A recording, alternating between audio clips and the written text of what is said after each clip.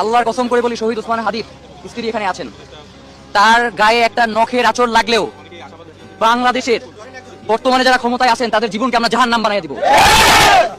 শহীদ ওসমান হাদির স্ত্রী এইখানে অবস্থান করছেন, কোন আলটিমেটাম যদি কেউ দিতে আসে থাপড়ায় তা দাঁত ফলাই দিব। এইখানে কোনো আলটিমেটাম চলবে না। শহীদ ওসমান হাদির স্ত্রী যদি বলেন যে আগামী 7 দিন তিনি এইখানে অবস্থান করবেন, আমরা তার পাশে অবস্থান করব। আমরা এইখান থেকে কেউ সরে যাওয়ার জন্য এইখানে আসি নাই, কঠিন কোনো বার্তা নিয়েও এখানে আসি নাই। শুধু বলেছে জাতিসংঘের অধীনে এটা তদন্ত করতে হবে।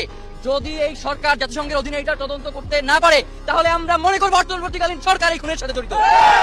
কোন ধরনের তালবাহানা এখানে চলবে না। শহীদ ওসমান হাদির হত্যার তদন্ত নিরপেক্ষভাবে বাস্তবায়ন করতে হবে এবং বাংলার জমিনে তার বিচার নিশ্চিত করতেই হবে।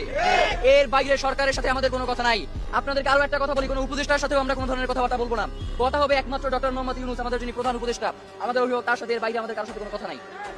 অমুক উপদেষ্টা এসে সান্ত্বনার বাণী দেবেন, অমুক দেবেন, তমুক দেবেন, এগুলো বহু শুনছি। আর মিষ্টি মিষ্টি কথা আমরা শুনতে চাই না। এখন এইখানে আমরা বাস্তবায়ন দেখতে চাই যে জাতিসংঘের কাছে এই তদন্তের জন্য চিঠি দেওয়া হয়েছে কিনা।